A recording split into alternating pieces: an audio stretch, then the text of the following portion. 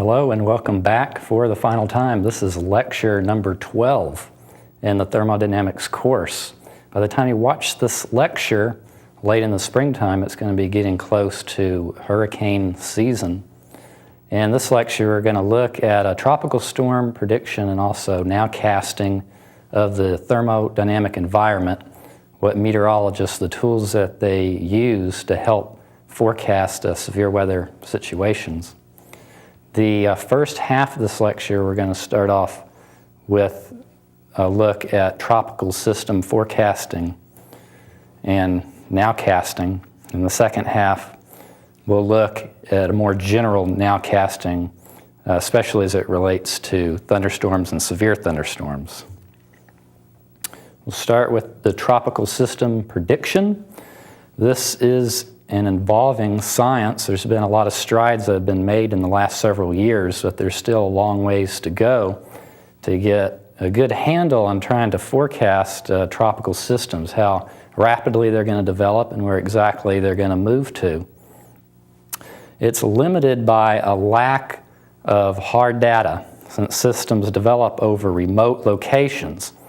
For example, if a mid-latitude cyclone develops over the central part of the United States, there's plenty of sounding observation sites around that area of low pressure that's developing.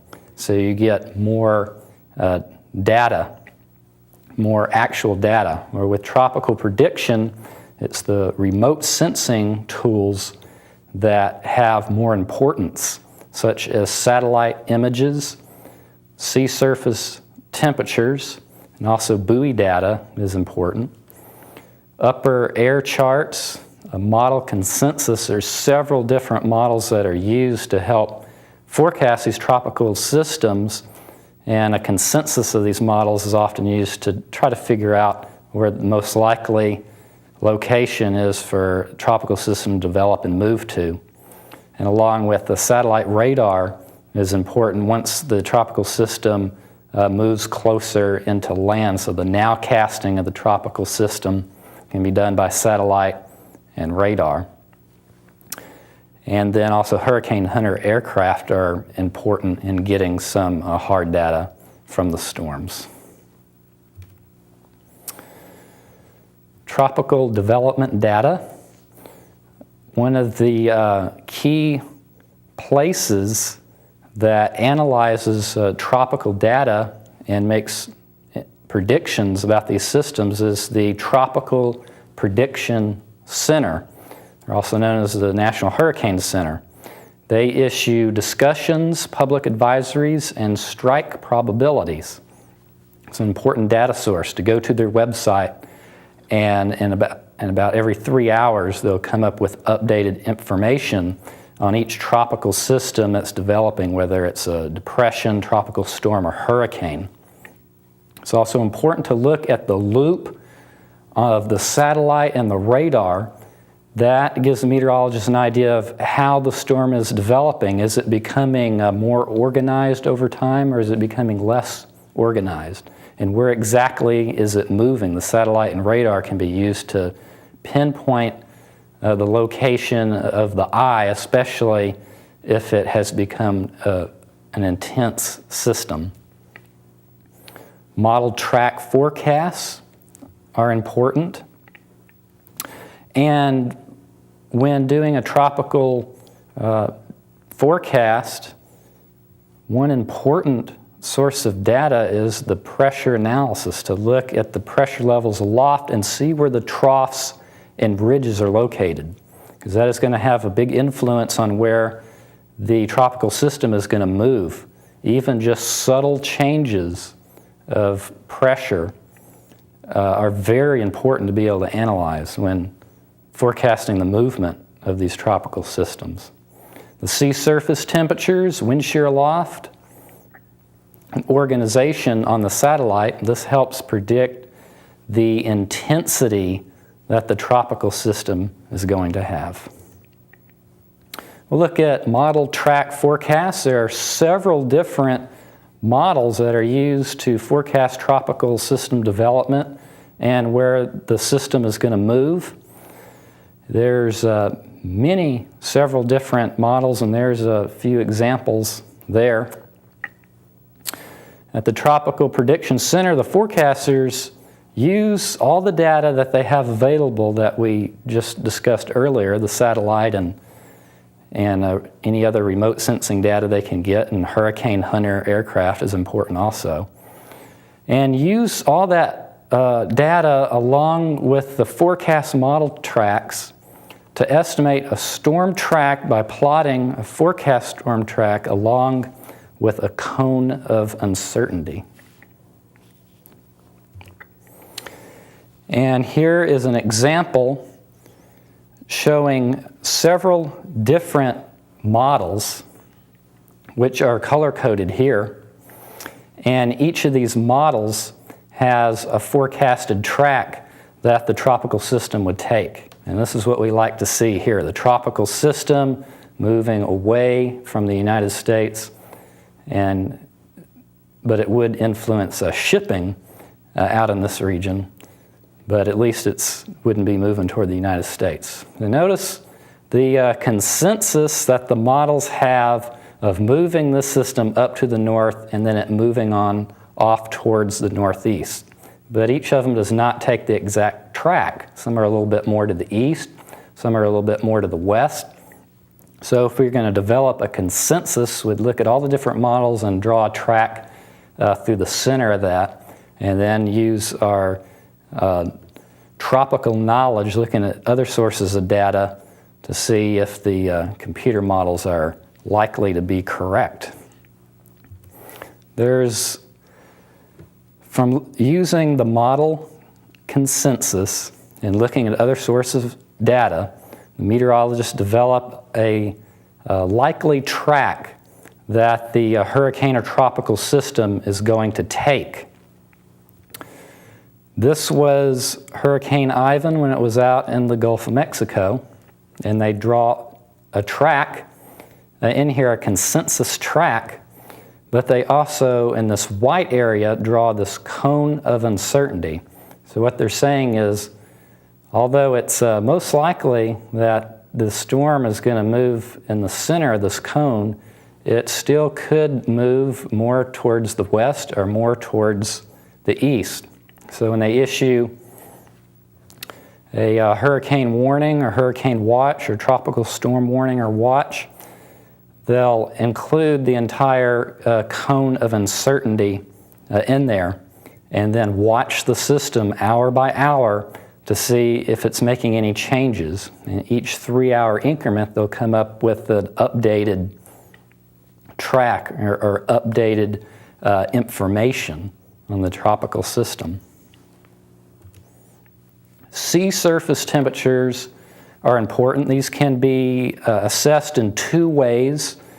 There's buoy data, where they can get the measured direct sea surface temperature out over the water, and then also satellites can also estimate fairly well what the temperature of the sea surface is. And this is important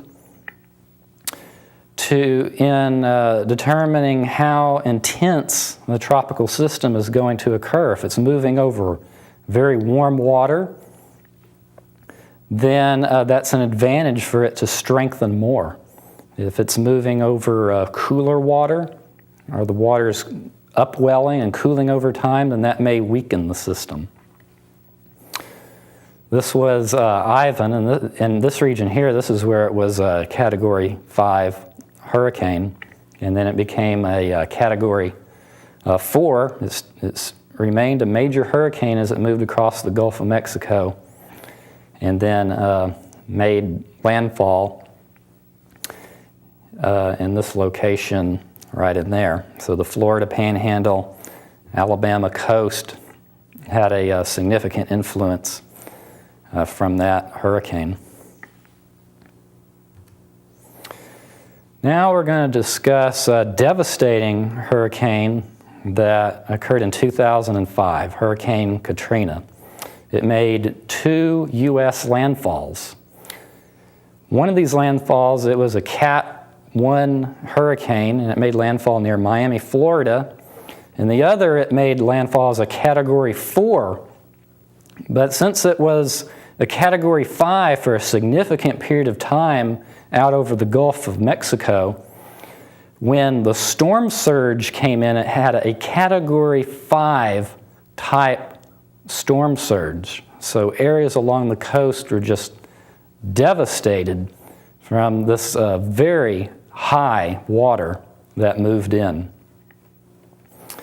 And this created incredible devastation in the Gulf states. It produced catastrophic wind damage, and the storm surge was most intense in Mississippi, and we'll go over a little bit later why it was Mississippi that had the worst storm surge and wind damage.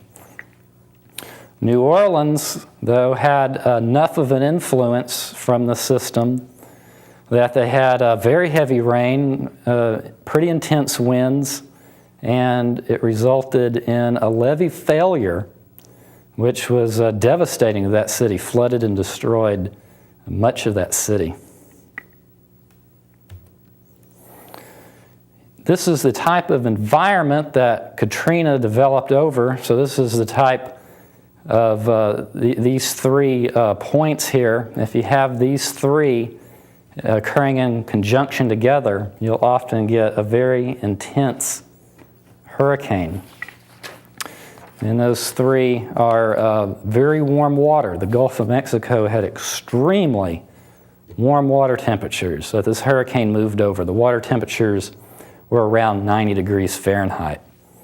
Weak vertical wind shear, the weak wind shear aloft. Unlike a severe thunderstorm, for a hurricane, if the winds are weaker, then the convection can remain organized. So there was weak vertical shear. And then for the hurricane, you have to have the well-organized convective circulation, which it took several days to develop from a cluster of thunderstorms to a tropical depression to a tropical storm to a weak hurricane. And then once it got over the Gulf of Mexico and those warm waters and weak vertical wind shear, then it just continued to strengthen and strengthen until it became a Category 5 extremely intense hurricane. Here is the track that Katrina took. It started off out here as a tropical depression, became a tropical storm, and it was moving up towards the northwest. So this shows you how the direction of a tropical system can change over time and how this can be difficult to forecast. It looks like it's going to move up towards the northwest, and then it just stops. And then it moves on towards the west and makes landfall in Miami as a Category 1, does some damage there. And then it starts moving down. It had a previous forecast to come up into the Florida Panhandle here and not strengthen as much. But, surprise, it moved down towards the southwesterly direction. And when it did that, it got over these extremely warm waters out here in the Gulf of Mexico, became a Category 2, 3, 4, and then right in here where it's in white was a Category 5. And then it made landfall into southeast Louisiana and the Mississippi coast as a Category 4, but as I mentioned, with a Category 5 type storm surge, and then continued to move on towards the north. Here is the radar when Katrina was moving over Miami. You can see the bands of convection that are common with tropical systems. This is where the center of the circulation was, right in here.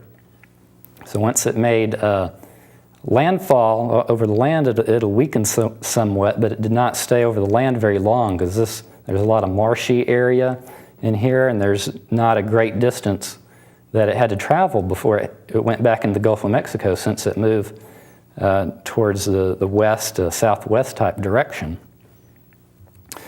And then here is Katrina when it made landfall in southeastern Louisiana and Mississippi. It was going through an eye wall replacement cycle, and we'll go over a little bit later the importance of that. The eye was located right in here, but you can see what looks like another eye outside of this. And when it's usually the intense hurricanes that undergo these eye wall replacement cycles. So when a hurricane becomes a Category 5, it'll tend to not stay more than a Category 5 more than a day, because it'll go through these eye wall replacement cycles, which will weaken the hurricane somewhat. So that's one reason why it dropped down to a Category 4. But it also presents a problem in that when it undergoes this eye wall replacement cycle, the strong hurricane force winds tend to expand out and cover a larger area. So instead of having one small focused eye where most of the wind damage was spread over a very large area, all of southeast Louisiana and Mississippi and Alabama coast. And here's Katrina at its most intense. It had winds of 175 miles per hour, and when it was over those deep, warm waters in the Gulf of Mexico. And here is the hurricane on visible imagery. You can see the eye very well, and you'll often see that one side of the eye, you'll see a bright white color, and on the other side, it's darker. That's produced from, you have the sun angle. The sun is not directly overhead, but the sun's coming in at an angle. And the angle is hitting inside of this eye wall. And so one side is shaded from the sun, and the other side is shining into the sun. And we'll go over in just a minute here the stadium effect that you get here in the eye. And then there's colored infrared. See a circular eye, well-defined eye. That was when it was in its most intense stage. It's very symmetrical around here. You have these bright red shadings all the way around, so extremely well organized. And once the hurricane comes closer to land, then you can get that's another source that can be used to get an exact location of the eye. And when that's put into motion, you can see the exact movement of where the eye is going and just monitor that from image to get an idea of where that it's going to make landfall and where it's moving to. As a hurricane moves into land, you'll get a frictional convergence with the land here. So that'll often intensify these bands here. It'll compact these bands of intense wind and precipitation. Now we'll take a look at the eye and the eye wall. The eye has a slope to it, and it can be described as a stadium effect. So when the Hurricane Hunter aircraft wants to assess what the wind speeds are in the eye, it has to drop the dropson from the edge of the eye in order for it to fall into the eye wall. The most intense winds in a tropical, in a hurricane, are going to be within the eye wall and about 1,600 feet above the surface, since there's less friction as you go higher aloft. So the wind speeds can be very intense just right at the surface, if they're even stronger right above that. And that's one reason why you can have very gusty winds, is it makes landfall, and that you have that frictional convergence, and that creates some turbulence in the air. And then you can have surges of air higher aloft that come all the way down to the surface, and you get those intense wind gusts. Now we'll go to the overhead camera and take a look at how the eye and eye wall look at a cross section So here's our ocean surface down here, and this is our the stadium effect. The eye is sloped as it goes up with height. So the eye is larger here aloft than the area near the surface. So the Hurricane Hunter aircraft, it flies at 700 millibar level. So if the aircraft is at this location here, it's still in the eye, but it drops, the drop's on there. So when it falls down, it can fall directly into the core of the strongest winds in the eye wall.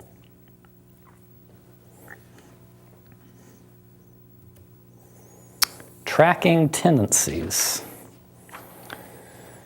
Tropical systems tend to move towards the west in the northern hemisphere.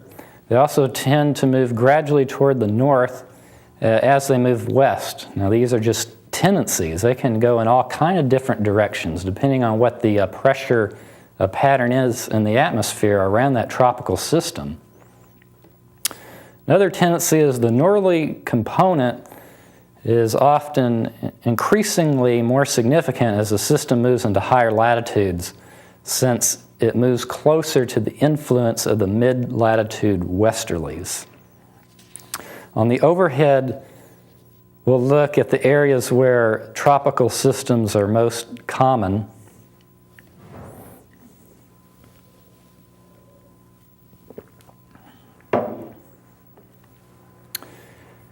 And they're going to be most common here in the Gulf of Mexico, the Caribbean. Some of them will develop off the coast of Africa and move towards the west.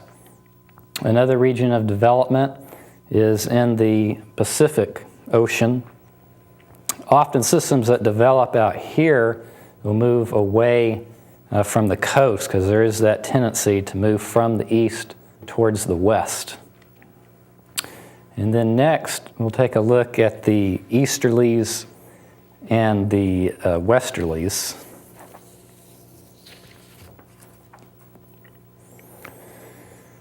Here in the Caribbean and Gulf of Mexico and south of there, the prevailing wind direction tends to come from easterly direction. So it's called the easterlies, moving from the east towards the west. So a tropical system, if it develops further down to the south, it'll tend to be moved along by these easterlies and move from the east towards the west. Tropical systems also have a tendency to gradually turn towards the north as they're moving towards the west. And if it gets into a high enough latitude, or if it's influenced by a trough that's moving further down to the south, it will either gradually or it can abruptly pick up the tropical system and move it up towards the north. And then once it continues to move toward the north, it gets closer and closer to these prevailing westerlies. So this, right in here in the summertime, you have your polar jet stream up here moving from the west towards the east. And as it moves closer to that, it'll get picked up in that wind flow and then moved out. But it also depends on the troughs and ridges within this jet stream too. Because sometimes it could pick it up and lift it away, or sometimes the trough may leave the tropical system behind, and it can do loops or move back down towards the south again. All kind of crazy movements can occur with the tropical systems if there's a weak wind field, or if the influence from a trough or a ridge ends over time.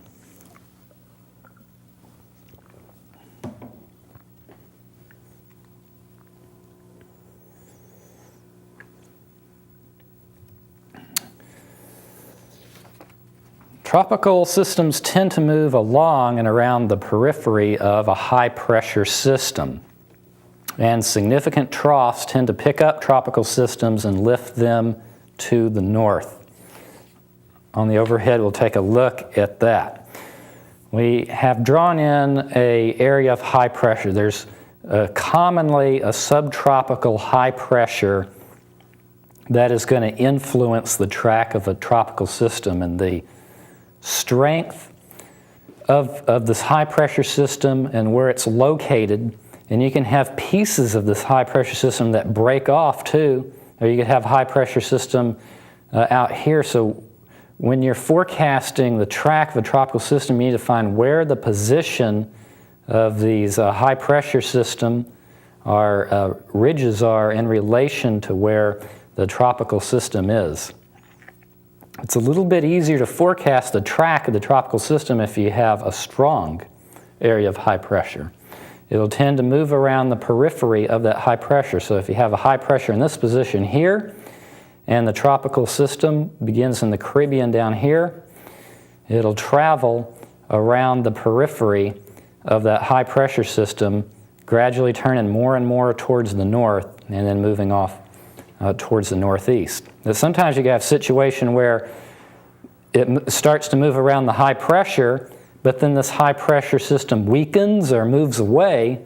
In that situation, it could stop and stall and start moving in a different direction, or be picked up by a trough that comes in from the west that's moving towards the east, or from another high pressure system that develops in a different location.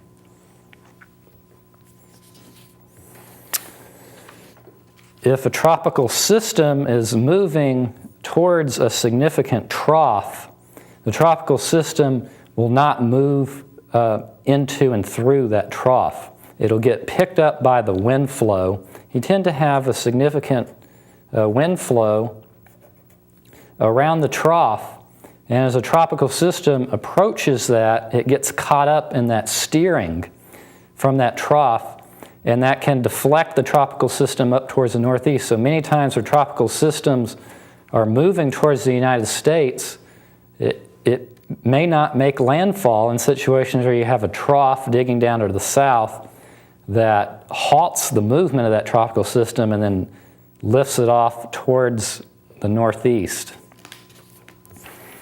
Here's that same situation, but the trough is located further back towards the west. So in that situation, the tropical system made a further movement towards the west before it started getting into the influence of this trough. And that's a situation where you would get a U.S. landfall. So you may have a high pressure out here. You have a high pressure belt out here and a troughing in here. So it moves around the periphery of that high and then gets picked up by this low pressure system, and that moves it off towards the northeast. Now, a very important point when you're forecasting in the tropics, these high and low pressures, sometimes they can be very, very subtle, such as if the position of the tropical system is down still in the tropics, your areas where there's troughs and ridges, they may be very subtle. And that's one reason why the models can have a lot of error in their forecast tracks, because you have such subtle pressure differences and you have a lack of data out over this region. So you combine relative lack of data with just only very subtle changes in pressure across distance. It can make it difficult to forecast the exact track that a tropical system is going to move, especially beyond the 24-hour time frame. Hurricane prediction difficulties.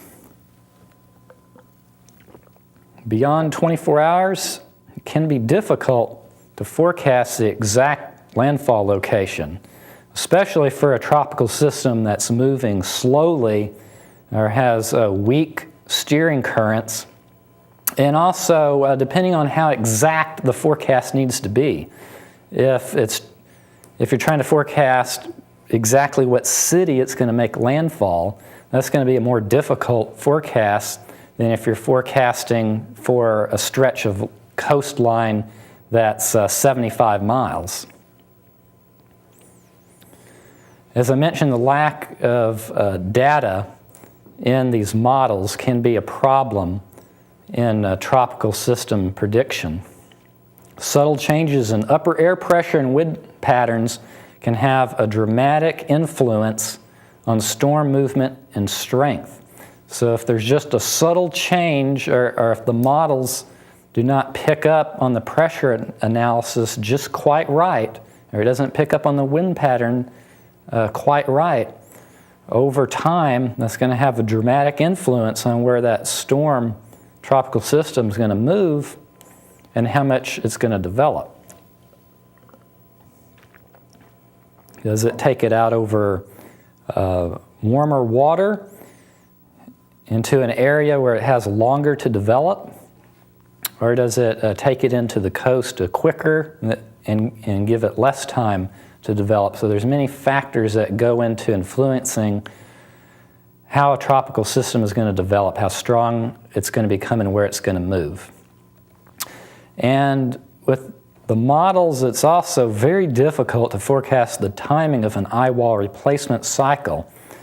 Many intense hurricanes will have this eye wall replacement cycle occur.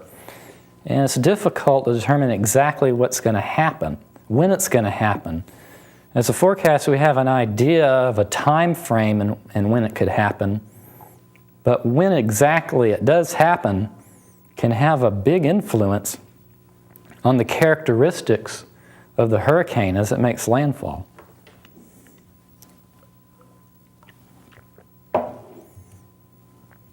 The maximum wind and the storm surge damage.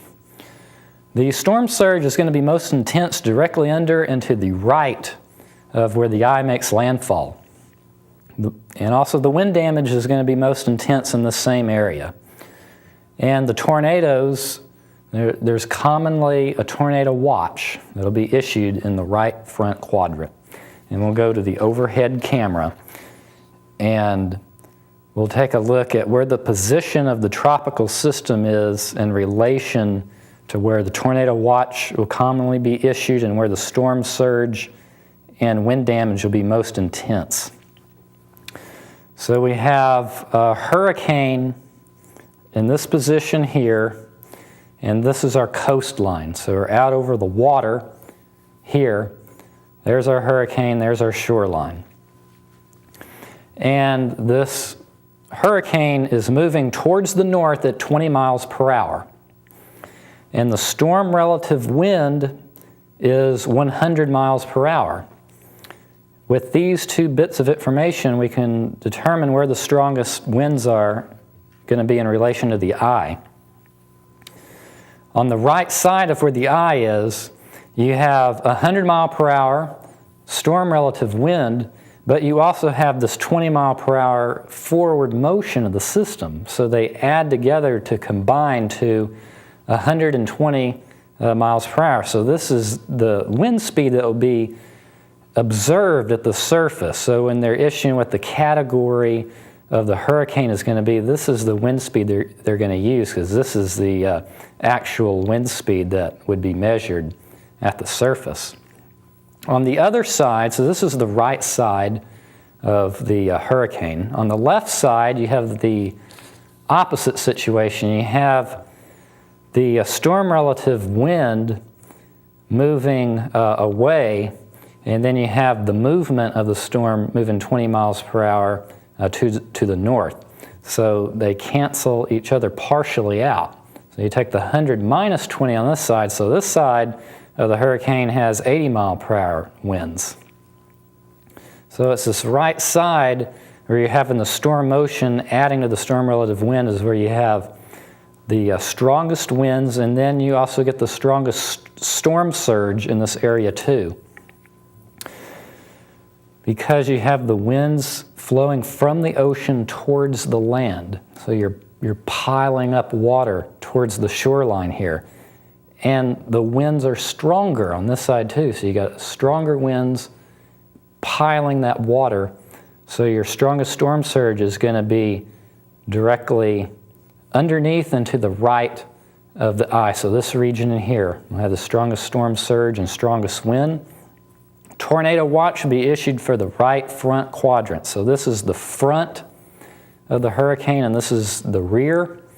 This is the right side, and this is the left side. So this is our right front quadrant that has the highest tornado risk.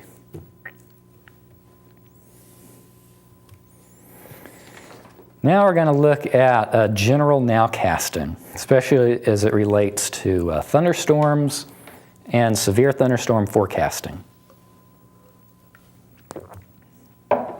Rapid changes in the thermodynamic environment can occur over small time and space scales, over just the course of a few hours or several miles or kilometers. There can be significant changes in temperature, dew point depression, and the wind profile. And we'll go over those. Starting with the temperature changing. Lower troposphere often goes through significant change between the day and night. In a clear sky situation, it's especially evident. With clear skies, an inversion is common in the morning with nearly dry adiabatic layer in the afternoon.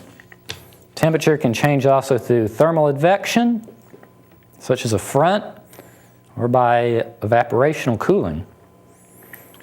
On the local scale, temperature can change from influence from thunderstorms, such as outflow boundaries, and other mesoscale influences, such as sea breeze, or a change in vegetation or soil moisture over distance. On the overhead, we'll take a look at a morning sounding. In this position here is where the inversion is. The temperature is warming with height. And then higher aloft, it starts cooling with height. So in a clear sky situation, you'll often have this shallow layer where it cools off. And then in the daytime, the shallow layer mixes out and the whole sounding looks like it does above here. And it'll cool off with height. So soundings tend to be stable in the morning if you have a clear sky situation, and then they can become more unstable in the afternoon where you got daytime heating and that low-level inversion gets mixed out.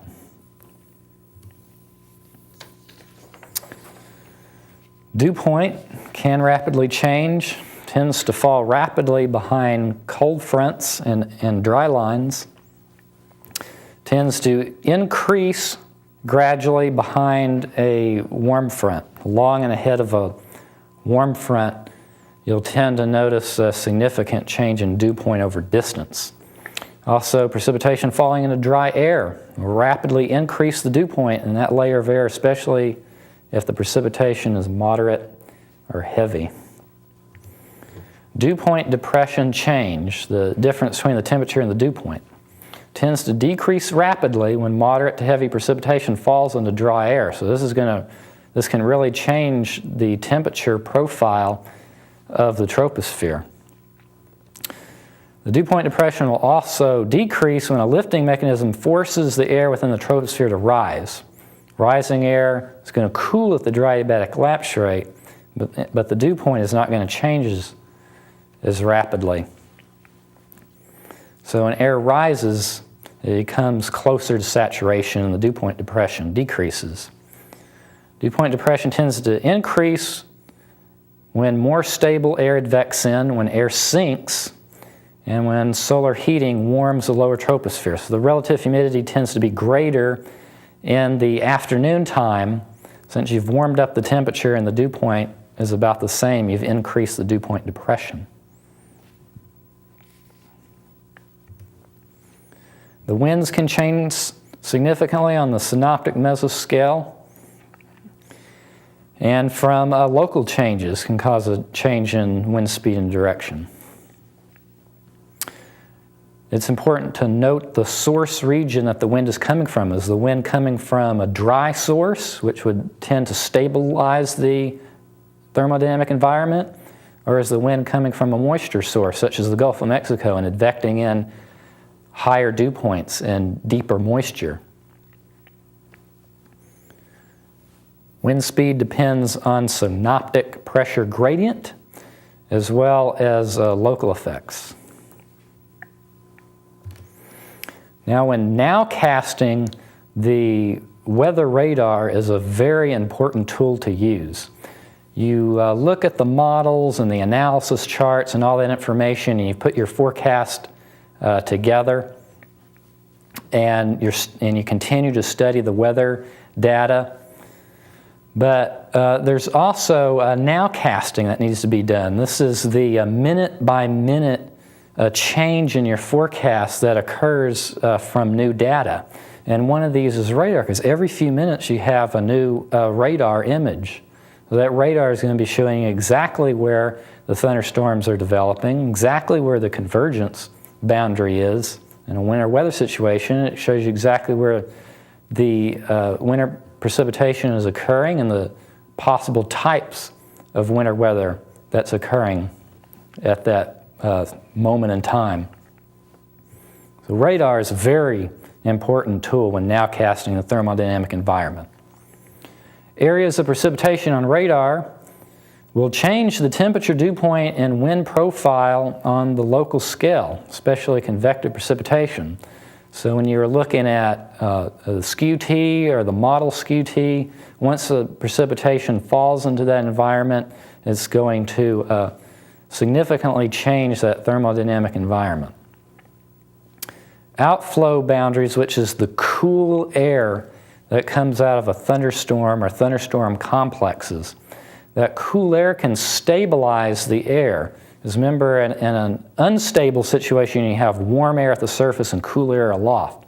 Outflow boundary brings in cooler air at the surface, so it can stabilize the air where that cool air has moved through. But the leading edge of an outflow boundary acts like a miniature cold front. And it can be a lifting mechanism as that outflow boundary moves into unstable air. So outflow boundaries can help develop new thunderstorms. A cooling is going to be common where precipitation occurs, and also that can increase the dew point. So that can be important, that if you have precipitation over an area, that can increase the soil moisture and dew points over that area, and then the very next day, when daytime heating occurs again and the outflow boundary is mixed out, then you may have a better chance for thunderstorms in that area since there's more low-level moisture. In a winter weather situation, look to see where the snow bands begin to set up on radar. When you're looking at the forecast models, you'll have an idea of where the heaviest snow should occur and where it's going to move to. But if you want to determine exactly where it looks like the heaviest snow is going to set up, monitor that radar image by image, see where the snow bands begin to set up, because that's often where the heaviest snow will occur, since there'll be more hours of snow over that area. And that's often where you have the greatest lifting that's occurring. Where you have the greatest lifting, you have heavier precipitation. Satellite and nowcasting, areas of daytime clearing, you're going to have warmer temperatures. Near thunderstorms, you're going to have cooling from the outflow boundaries. And when looking at satellite, a towering cumulus, that's a likely region for first convection. Some tools that are important to use in nowcast and short-term forecasting are model products, rapidly updated analysis charts such as surface charts, forecast soundings, and radar products. One model that's used for short-term forecasting is the rapid update cycle, which gives data in 3-hour intervals. It can use to see if a storm event is coming together before new output is available from other models. And this is a mesoscale model, so it has a good resolution of thermal boundaries and precipitation gradients. Here's an example of output from the RUC model. And this is showing a surface precipitation in inches, pressure in millibars, and thickness value. So it's here in the plains where you see areas of precipitation. That's an indication that the lifting there is strong enough to produce precipitation. There's a lowering of pressure in this area too. Often where convective storms initiate, there will be a pressure trough or a lowering of pressure in that area. And there's a tropical system in the Gulf there. Mesoscale gradients that can be analyzed on these mesoscale models are temperature, moisture, precipitation, and wind shifts. Temperature gradient can be a focal point for convection, since a convergence boundary will often occur along a sharp temperature gradient. These convergent boundaries can range anywhere from a synoptic scale front to mesoscale or smaller size outflow boundaries, or boundaries produced by differential heating of the Earth's surface. For precipitation to occur, it's important to have moisture within the convergence boundary. So if you're having convergence of saturated air, you're much more likely to have precipitation and thunderstorms than if you're converging together dry air. Here's an example of a temperature gradient. We're going to look and focus on the northern plain states. And here, where you have the green colors, this is cooler air. Where you have the yellows and oranges, this is warmer air.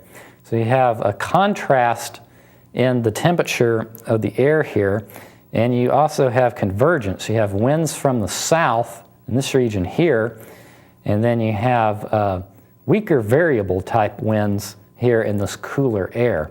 So this warm, moist air, you're bringing in moisture and heat from the south and converging it into the northern